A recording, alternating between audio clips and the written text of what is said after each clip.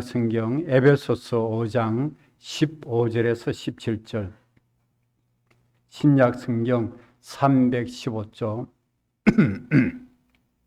에베소서 5장 15절에서 17절까지 한 절씩 교독하도록 하겠습니다.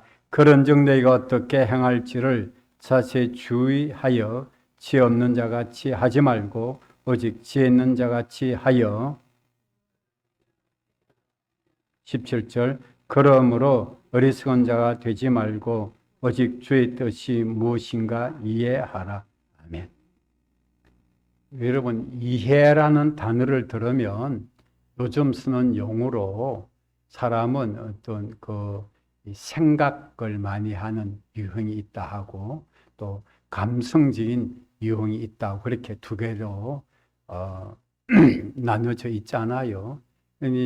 생각을 많이 한 유형은 이해라는 단어를 들으면 얼른 이해해야지 생각이 들어가는데, 감성적인 성격을 가진 분들은 이해라는 단어에 선뜻 마음이 와닿지를 않습니다. 실제적으로.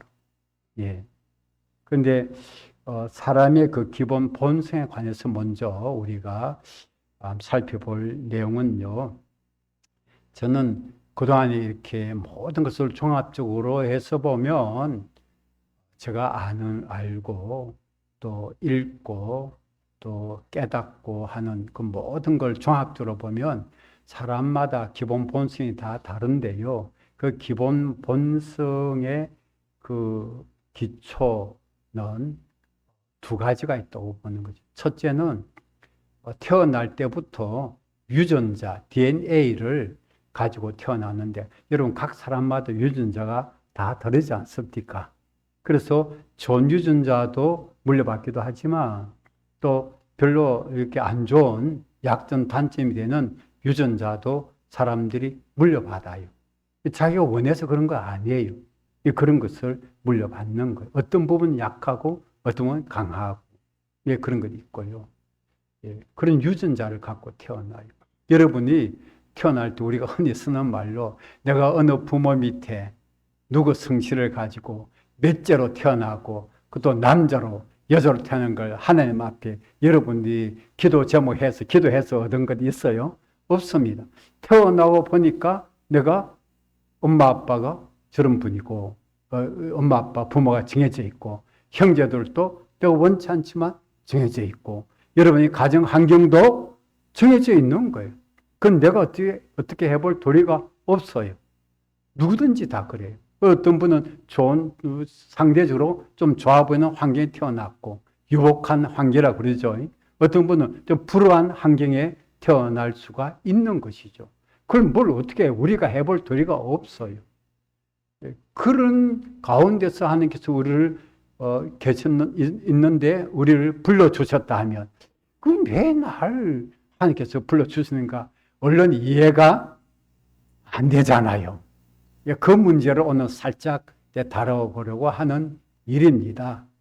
그래서 그 다음에 이제 두 번째는 태어날 때 유전자 다 다르죠. 두 번째는 이거는 뭐 다들 우리가 알고 있는 대로 만 7세 때까지 보고 느끼고 배우고 경험한 것들, 그래서 거의 만 7세는 주로 가정적으로 일어난 일들이죠. 그 일들이 그 사람의 기본 본성에 지대한 영향을 미치다. 한 80% 가까이라고 할 수가 있을 거예요. 그 다음에 바뀌어지는 것은 후천적으로 자신이 노력해가지고 자기 좀 다듬어가는 그런 부분이 있는데, 이 부분이 만 7세입니다. 우리 식으로 예전 나이로 하면 8세, 초등학교 1학년 때까지가 결정적인 거예요. 결정적. 거기서 굳어진 본성은 잘 안 바뀌지는 거예요. 그래서 우리가 쓰는 말에 애들 자라날 때 보면 뭡니까? 삭수가 보인다, 안 보인다 말을 해요, 안 해요? 어른들의 눈에 그게 좀 보이는 거예요. 제가 앞으로 뭐 좀 인물이 될 만하다, 안 될 만하다. 어른들의 눈에는 오래 살았기 때문에 그 어느 정도는 이제 보이는 부분이 있는 거예요. 근데 그걸 잡아요. 만 7세 때까지라면 본인이 의사결정이 있어갖고 자기가 그런 환경을 만들어요.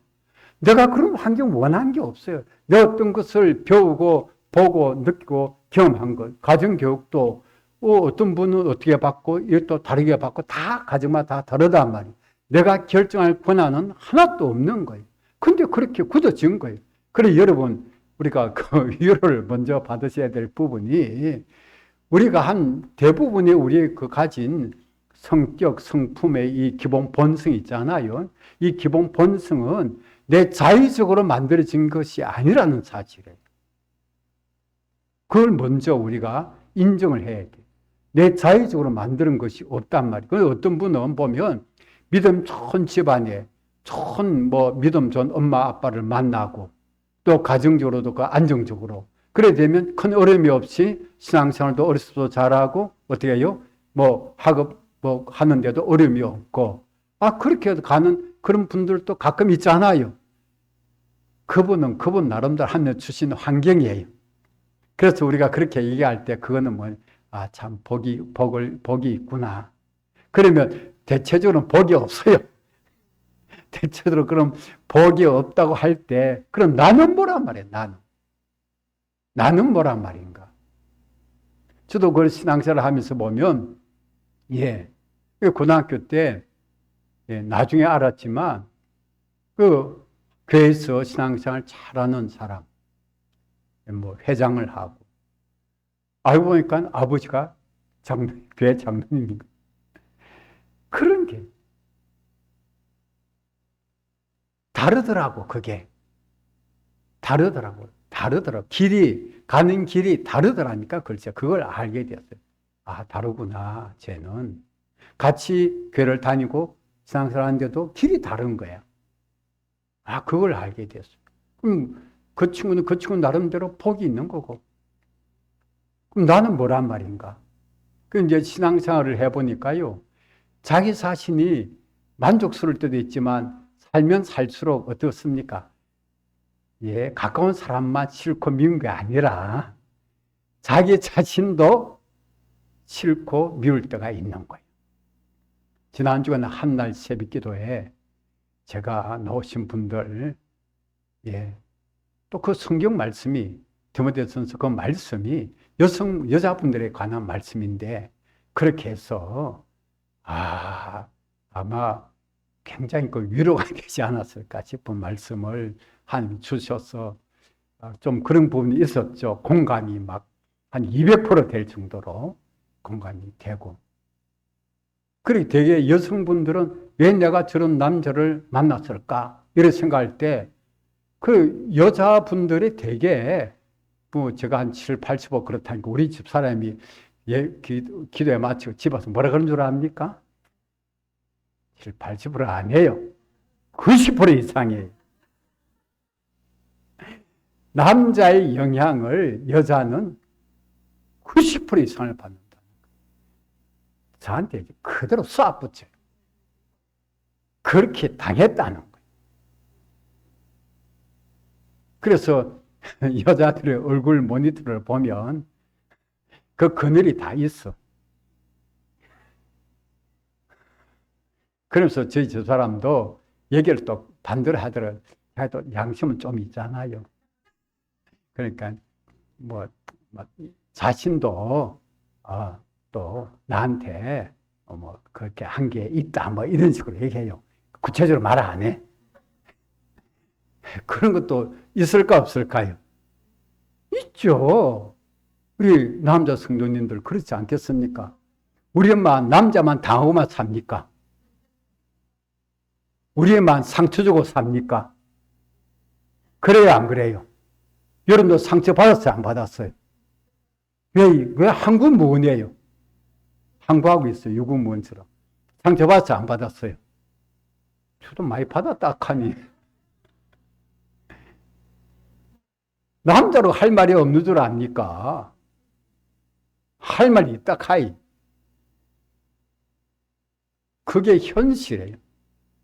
근데 이걸 있잖아요. 이제 부부간의 문제인데, 그 남자분 나오신 분들은 오늘 그래서 좀 도움이 되면 좋겠다 싶은 마음. 어느 날 새벽에 영감으로 하는 게 이런 말씀을 주셨어요. 그래서 주일 예배, 오늘 예배 드렸잖아요. 로뎀 나무 위에 계시는 하나님. 우리는 아래에서 늘 허덕이고 죽겠다 살겠다 하고 있는데 하나님 그 위에 계시는 분이고, 그분은 우리와 다른 생각을 갖고 계시는 분이고. 그리고 지난 금요일에는요, 오늘 칼럼의 내용처럼 외로운 자의 기도인데 어떻게 외롭다는 거죠? 지붕 위에 외로운 참새 같아.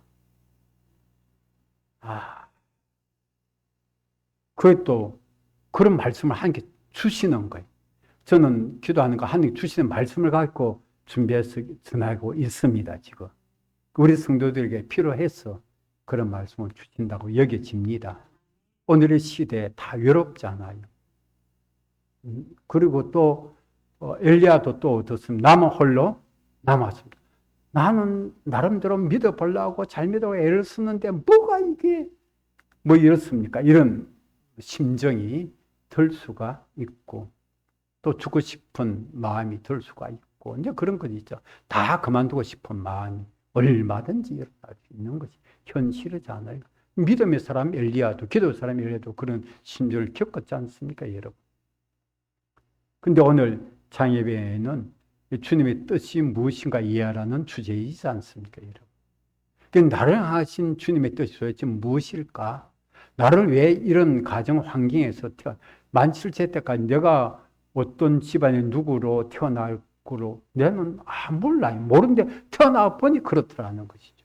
그리고 만 7세까지 자기 의사와 상관없이 지내야 앉아야 돼요. 자기 의사 상관없이 우리는 그렇게 경험하고 배우고 듣고 하고 그게 전부인 거야. 그런 것이 우리의 본성을 대부분을 차지하고 있는 거예요. 그다음 후천적으로 배워갖고 좀 개발해 나가고 이런 부분도 있겠지만 기본적인 것은 안 변하는 거예요. 그런 기본적인 본성을 가지고 예수 믿었어요. 신앙생활을 합니다. 근데 우리가 배우자도 마음에 들지 않고 싫고 미울 때가 있는데, 그러면 자기 자신에 대해서도 미울 때가 있어요, 없어요? 싫을 때가 있어요, 없어요? 내가 왜 이런 모습인가? 자기 자신도 싫을 때가 있는 거예요. 그게 현실이에요. 그래서 함께 우리에게 지금 주고 계시는 말씀은 이런 것이죠. 우리 자신에 대해서 주의 뜻이 무엇인가 이해하라. 그런 말씀을 오늘 주죠. 주의 뜻이 무엇인가. 이해하지 아니하면 세월을 허송하게 돼요.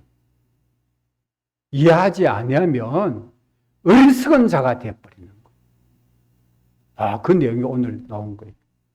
이해하지 못하면, 자신에 대한 하나님의 뜻을 이해하지 못하면 세월 허송하고, 그 다음에 뭐요? 어리석은 자가 된다.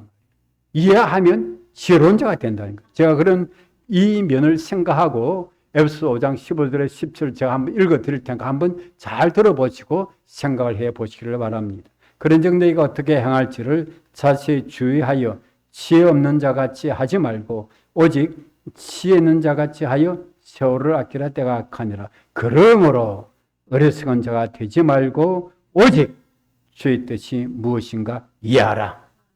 결론의 말씀 뭡니까? 오직 주의 뜻이 무엇인가 이해하라.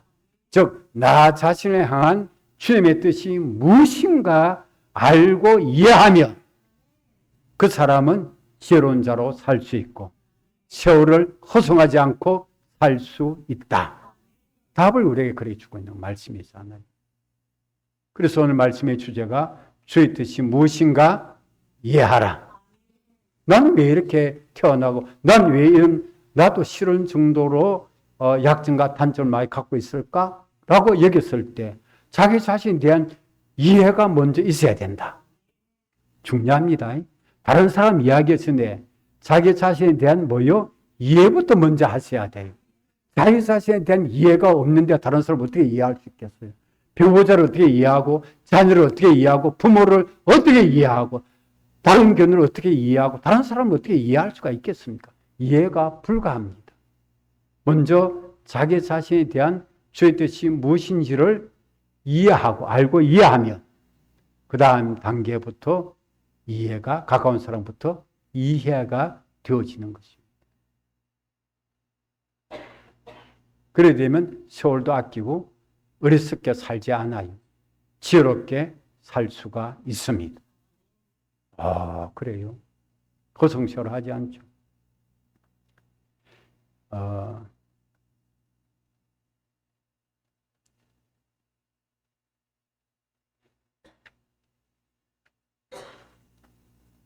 첫 번째로는요, 이해하려면 어떻게 되느냐. 예. 첫 번째, 하나님께 자신의 모습 그대로 감사해야 한다. 왜? 하나님께서는 범사에 감사하는 것이 하나님의 뜻이다. 데살로니가서 여러분 잘 알고 계신 대로 5장 18절에 그리스도에서 뭐요? 범사에 감사하는 것이 하나님의 뜻이다. 주의 뜻을 이해하려면 뭐부터 해놓고 와야 된다? 감사부터 해야 된다. 감사해야 돼요. 그래서 내 모습 이대로 주 받아옵소서. 전에 얘기를 한번 했잖아요. 내 모습 이대로는 어떤 책, 간증의 책을 보면 미국에서 목회하던 목사님 사모님인데 어려서 어찌 잘못돼갖고 옛날에 홍조하고 이랬고 얼굴이 많이 이제 우리 전에식으로 말하자면 공부라 합니까? 이게 많이 패인 거 있잖아요. 그 모습이라 그 모습. 근데 참 어떻게 됐고 그 뉴욕 쪽에 있는데 퀸즈 쪽으로 제가 알고 있었는데 그 책에 보면 사모님이 그 책을 쓰는데 내 모습이 이대로 못 그런 책을 썼죠. 근데 그 목사님이 하고 이제 결혼해서 사모가 됐어요. 사회가 했었는데 왜 자신은 이런 모습을 갖고 태어났을까? 왜 어릴 때 그 아파서 된 그런 상황이니까 얼굴이 흉터니까 그렇죠. 옛날에는 뭐 성형도 없는 시절이니까 그대로 이제 내 모습 이대로. 결국은 자녀를 낳고 키우고 그렇게 하는데 자녀들이 이제 크면 엄마 왜 그래? 엄마 얼굴은 왜 그래? 물어보잖아요. 이제 그랬을 때 그걸 이제는 감사한 마음으로 봐요. 감사함으로 자기 모습을 받아들이기 시작했다. 그 많은 내용들이 있는데 그런 내용이 있어요. 내 모습이 이렇게 겉모습이 있잖아요. 겉모습이 자기가 이래 되고 싶어서 그런 얼굴에 흉터 있는 것이 아니라니까. 내 모습이 이대로 감사합니다. 감사하는 것으로 내 모습 이대로 받아들인 거예요. 인정하고 받아들인 거예요.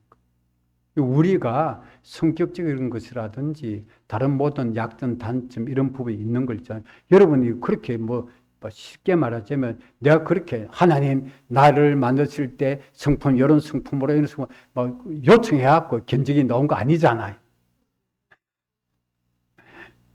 그렇게 했다고 해서 또 하나님 앞에 하나님 잘못됐습니다. 이거는 사처럼 리콜해 주세요. 그래서 리콜해서 갔는데 딱 고쳐서 나왔다. 얼마나 좋겠어요. 그런 일도 일어날 수가 없어요. 그냥. 그러므로 일단 어떻게 해야 된다? 나는 잘 모르지만 감사는 이렇게 해요. 나를 한 뜻을 잘 이해할 수 없지만 일단 뭐하고 본다는 거죠? 감사함으로 받아들인다. 일단 감사함으로 받아들여야 돼요. 우리가 바울 사도가 그런 굉장히 능력의 사도이지만 몸에 어떤 고치 못할 어떤 약점, 질병 그런 게 있었잖아요. 까치라고 했죠. 육체의 까치가 질병으로 보죠. 이게 못 고치는 질병이 있는 거예요. 다른 사람은 병을 기적같이 하니 능력 나타나서 고침 받게 주는데 자기 병은 못 고치는 거예요. 예를 들어 설교하다가 쓰러진다든지 그런 일이 일어나는 거예요. 이게 도대체 말이 안 되는가? 특별 기도를 3번 했다고 그러잖아요. 근데 하나님 응답은 뭡니까? 너 약한 그대로가 좋아. 약할 때가 강한 거야. 너가 자만하지 않기 위해서 내가 그런 약점 준 거야. 여러분에게 있는 약점이 있으십니까? 여러분 자만하지 않게 하는 하나님의 브레이크 장치. 브레이크래, 브레이크. 차에 뭐가 있습니까? 브레이크가 있어갖고 밟아줘야 되잖아요. 큰일 나죠. 브레이크가 없으면 자꾸 어떻게 우리가 운행을 안심하고 할 수 있겠습니까? 우리의 상태를 아시는 주님께서 나에게 약점이 있는 것은 나에게 뭐예요? 브레이크다. 여기시고 감사하면 돼요. 여러분, 개인적으로 자랑할 거리도 많이 있지만 약점도 있고, 가족 간에도 자랑할 거리 많이 있지만 약점도 있잖아요. 그건 뭐예요? 우리로 하여금 자만하지 않게 하시는, 약함을 알게 하시는 하나님의 브레이크구나. 하나님의 브레이크로 받아들이세요. 그래서 계속 하나님 앞에 약함을 고백하고, 이게 참 중요한 건데, 여러분. 나의 약함을 계속 고백해 보십시오. 나의 허물과 나의 부족함을 계속 고백하면 주님만이 나의 도움이십니다. 그런 고백이 나올 수가 있어요. 그게 이제 신앙이 되는 거예요. 그게 이제 진짜 신앙이 이제 제대로 잡혀지게 되어지는 거예요. 두 번째는 감사할 때 하나님이 하실 일을 점차 이해하게 됩니다. 하나님이 하시는 일. 자, 감사로 일단 받아들여 보세요. 그 나를 통해서 하나님이 하시는 일이 있으시다. 그래. 그걸 이해하게 돼요. 점차. 왜 나를 하나님께 이렇게 날 이렇게 지어 놓으셨나요? 뭐 유명한 그러잖아요. 찬양곡을 지은 그 분이 있잖아요. 몸이 좀 이렇게 부자연스러운 몸을 갖게 됐을 때 본인의 뜻이 아니잖아요. 예. 하나님 날 왜 이렇게 지어 놓으셨나요? 그러잖아요. 그래서 공평하신 하나님이시구나.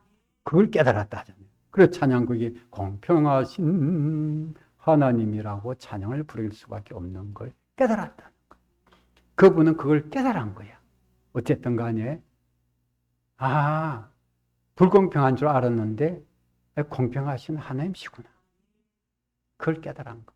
그러니까 감사할 때 자기 자신에 대한 이해를 하기 시작합니다. 이 이해가 있어야 돼요.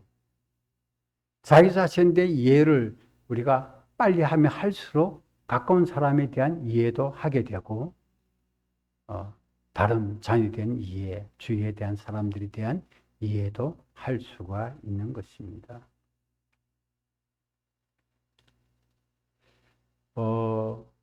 하나님을 알면 자신을 알고, 자신을 알면 하나님을 안다. 저는 이거 신학생 때 이 사실을 기도하는 가운데 깨달았어요. 그러니까 이제 칼빈의 기독교 강요란 그 기독교의 교리를 요점해 놓은 책이에요. 이 기독교 강요 이제 공부를 하잖아요. 보니까 초반에 그게 나오는 거예요. 깜짝 놀랐어요. 칼빈도 이걸 알고 있었네.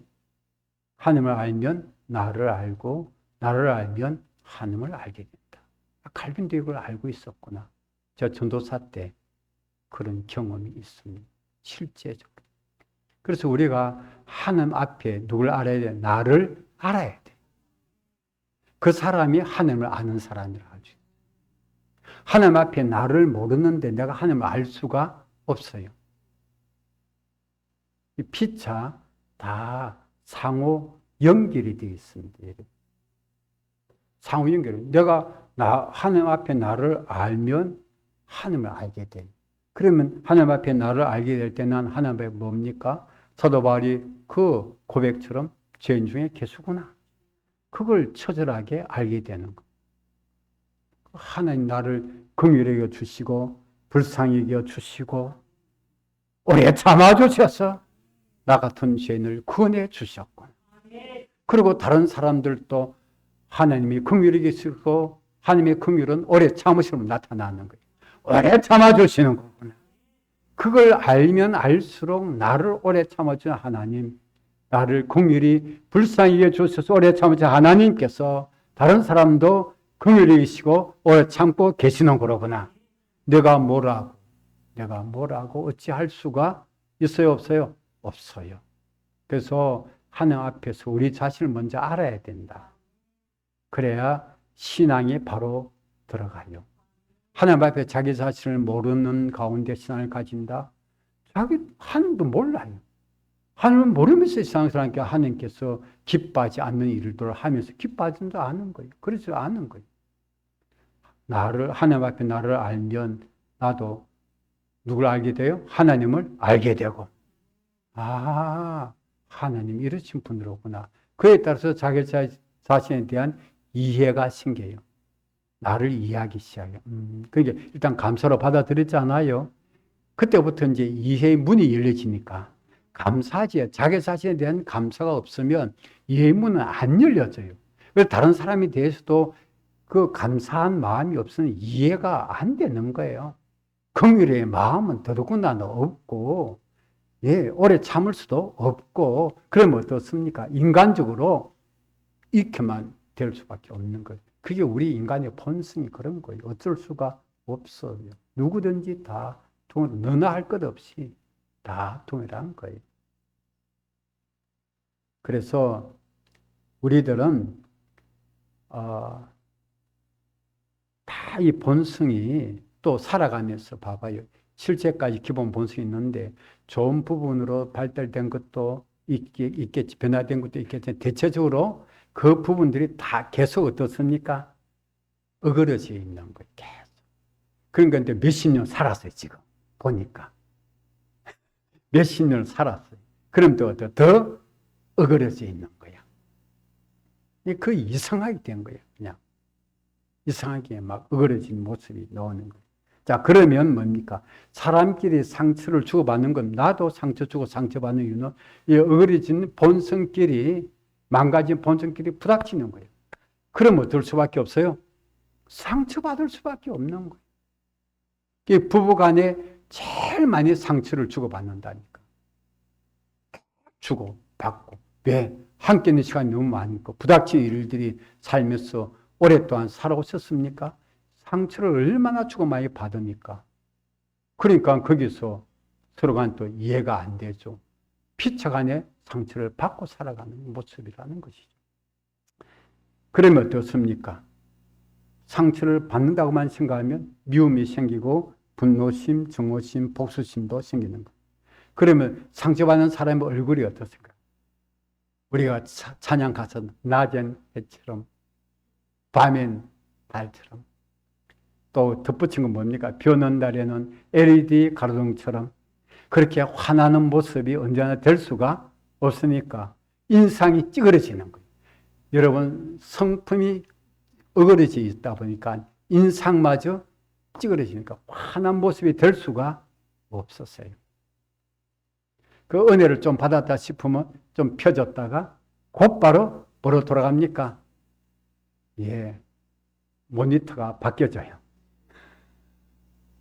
환한 모습에, 밝은 모습에, 좋은 모습에 그 모니터 얼굴 모습이 싹 바뀌어져 갖고 이상하게 그 찌그러진 모습, 예, 짜증난 모습, 그런 모습으로 얼굴이 바뀌어지고 있는 거예요. 그런 모습을 볼 때 어떻습니까? 아, 내가 상처를 줬구나, 상처를 받구나, 그렇게 돼요.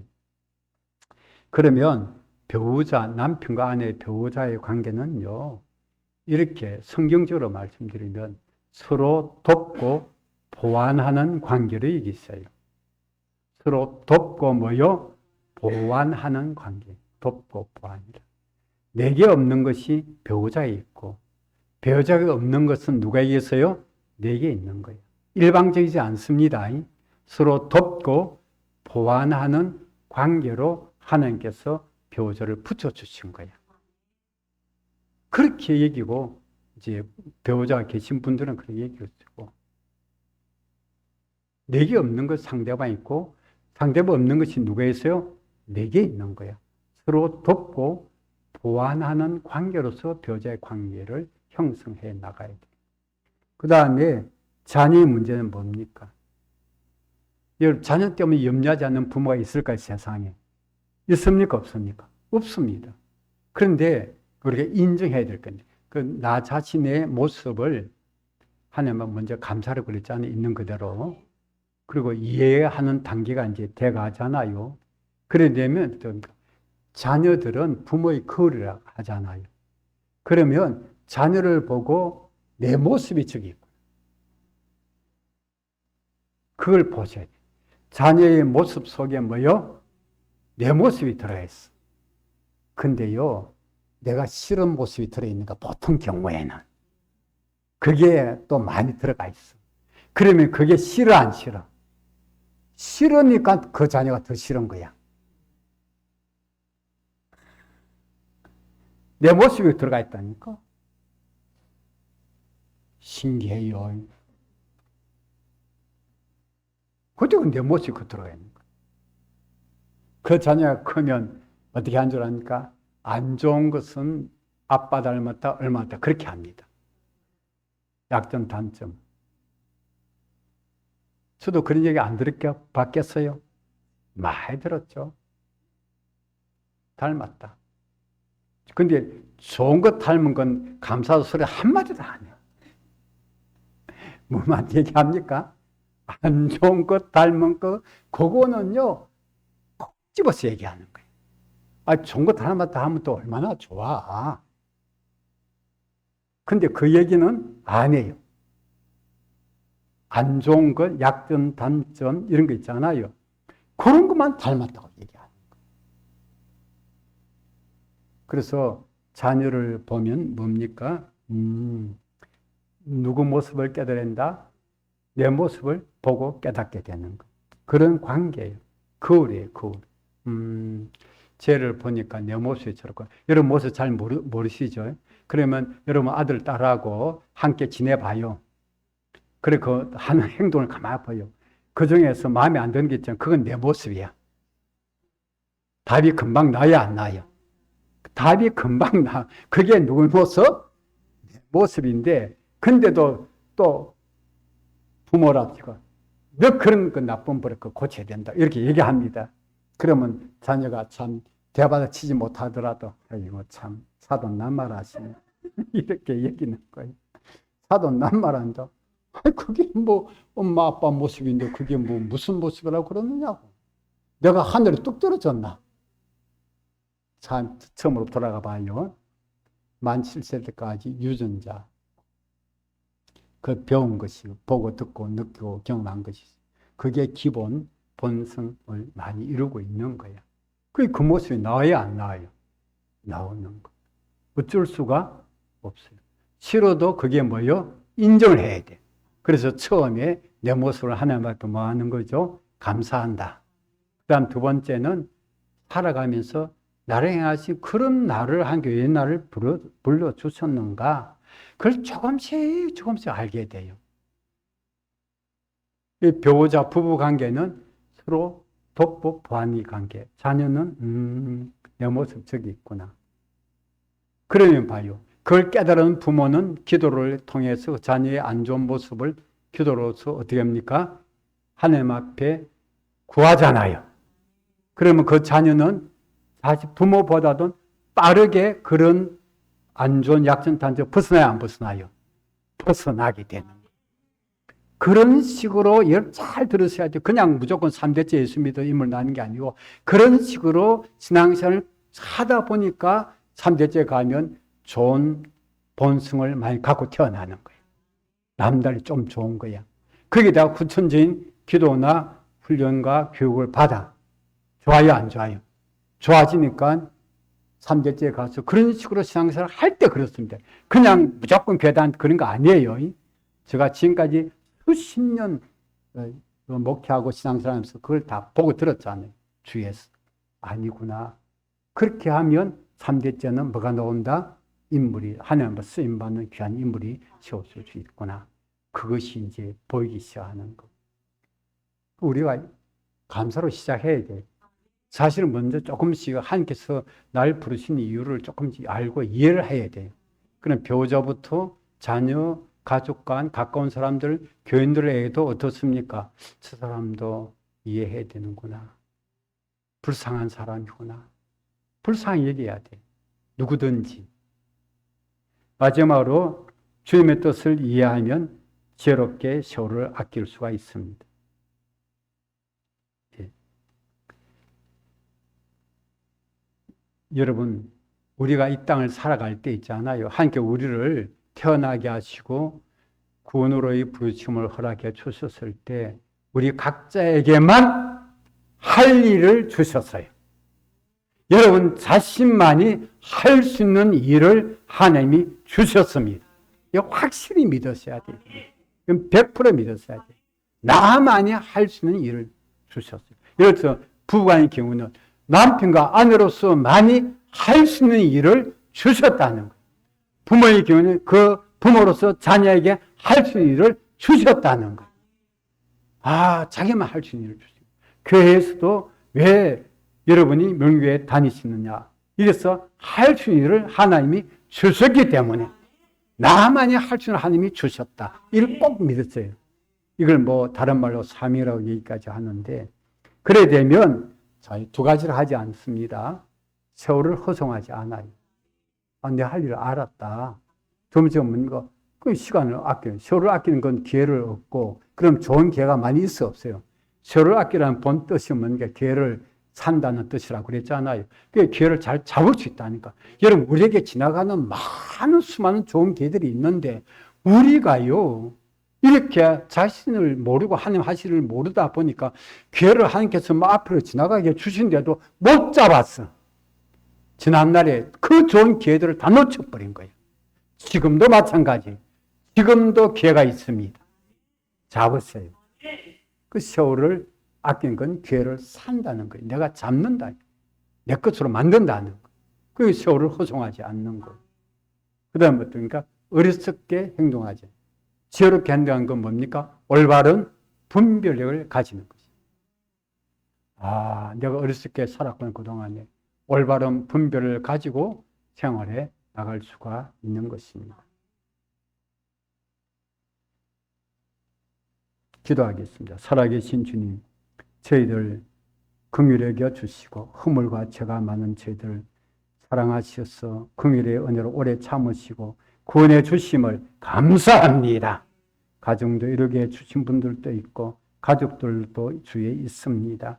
아버지 하나님, 우리 자신도 먼저 하나님 앞에 내 모습 이대로 감사함으로 받아들이도록 도와주시고 자신에 대한 하나님의 뜻을 조금씩 알아갈 수 있도록, 이해할 수 있도록 일깨워 주옵시사. 가까운 사람부터 먼데 사람까지 이해할 수 있는 저희들 되게 하옵시사. 아버지 하나님, 우리만이 할 수 있는 일이 있음을 깨닫도록 도와 주시옵소서. 그럴 때 세월을 허송하지 아니하고 지혜롭게 살아가겠나이다. 그런 길로 저희들을 인도하여 주시옵소서. 예수님의 이름으로 기도하옵나이다.